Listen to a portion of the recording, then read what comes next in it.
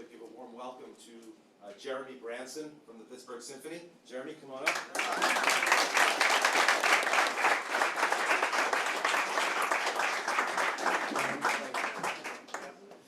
Thanks, Peter.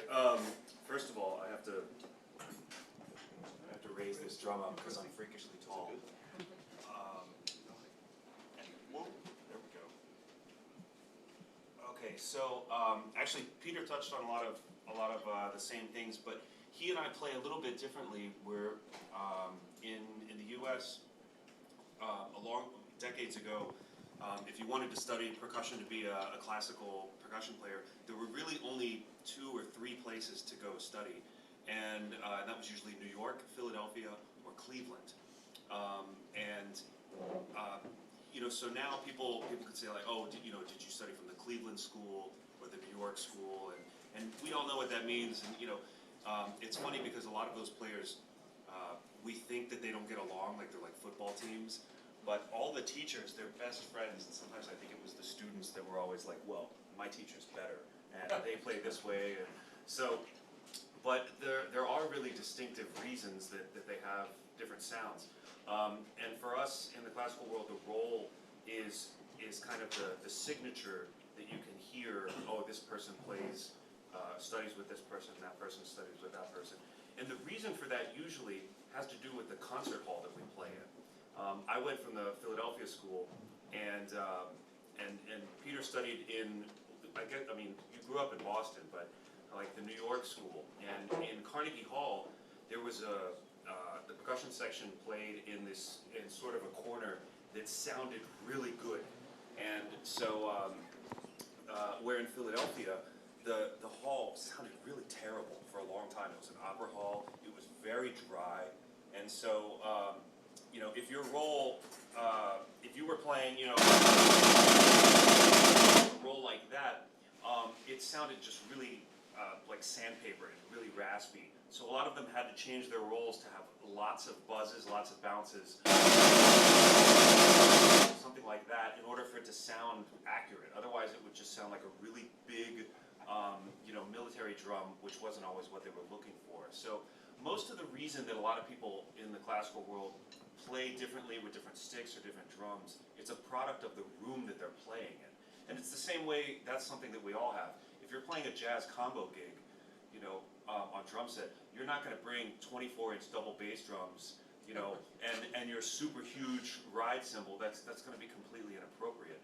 The same thing happens for us. So, and that comes down to everything from the material of the drums, whether it's metal or wood, how big they are, that kind of a thing. But for us, the roll is the one thing that sort of unites us in that we all do it, but it's like a signature. Sometimes we'll do it a little bit differently. And in the Philadelphia school, there was typically, you had to play a little bit faster with more buzzes. And I like to break down the roll into 3 ingredients. Think of it like cooking bread. It's yeast, flour, and water. And different combinations will create, different bread. So, I think that's right. I don't make bread that much, so okay. But it's height, the height of your stick, the number of bounces on your drum, and the speed. All right, the rhythm that you're going to play.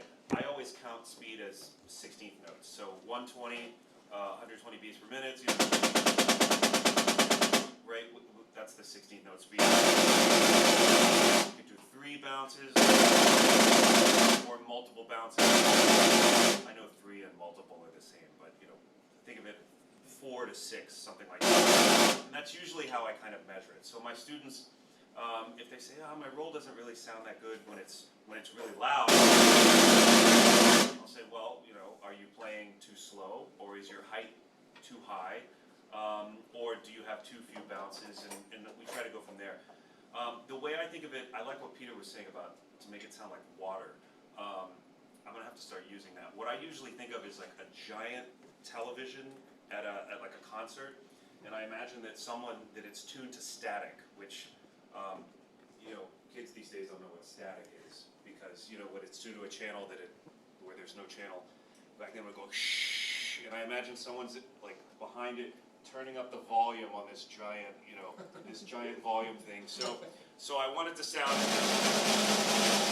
kind of like static or water. As I get louder, I'm going to have to play a combination of faster with more buzzes. If I don't do that, if I play slower with fewer buzzes, I'm going to end up with something like that, which doesn't sound like the static or the water that I'm going for. So I'll usually go between from a soft roll, very quiet roll, to a very loud is about 105 to 110 beats per minute, all the way up to about 165 or 170. So, and whenever my roll doesn't sound the way I want it to, I just think of those three ingredients. Okay, is my speed correct? Is my height too high or too low? And do I have enough buzzes or too few buzzes? So I'll go here, which is about 110, all the way to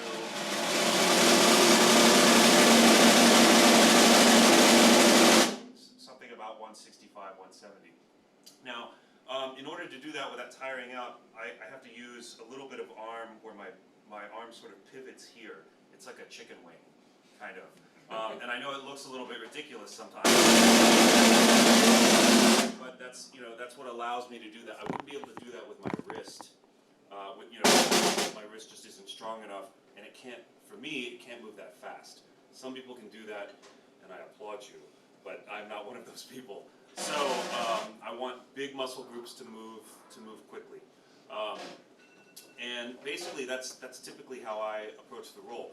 Now, if I have multiple bounces as opposed to 2 or 3, I always think it's easier then if I want to relax my roll. So if it's really buzzy and I want to make it sound, then I can always just relax and play fewer notes, right?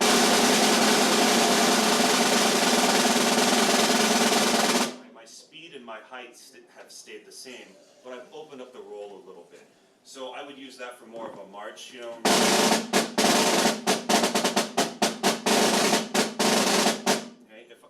if a conductor says, no, this needs to sound more intense, then I can either change the number of buzzes, or the speed, or the height, or maybe all three. So I can change the rhythm, so instead of, maybe I'll play,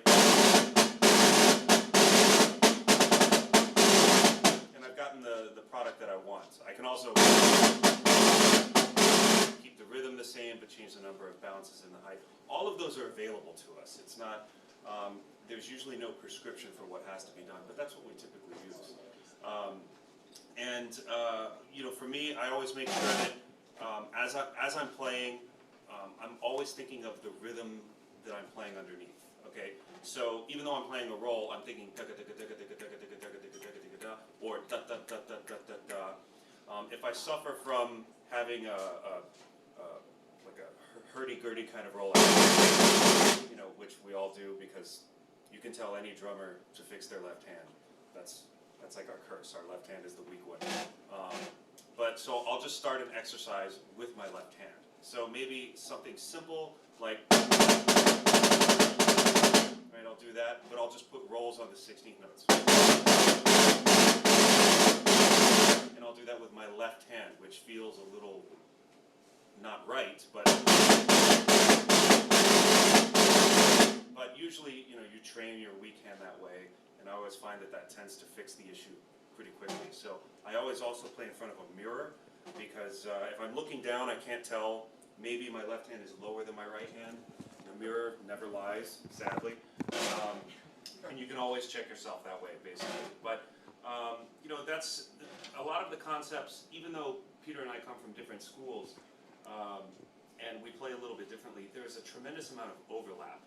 And, that's one of the things that I really like about, when Peter and I first met, we would talk a little bit about this, and then this week he said, oh, I love that I can hear that sound. It's so much different.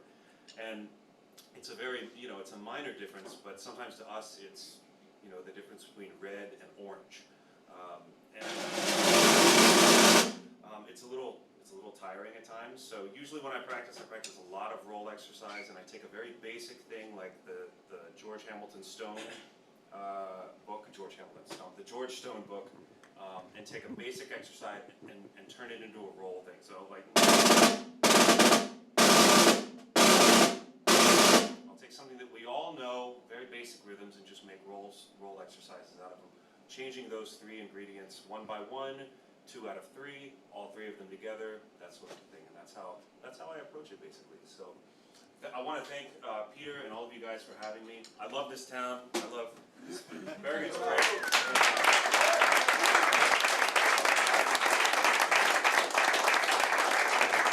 Thank you both of you. Thank you so much. Very, very interesting. A little present from me, my student book in for snare drums. What are you? Nice. Thanks very much. Please enjoy it. They saw our left hand and they're like, Yeah, these guys need this.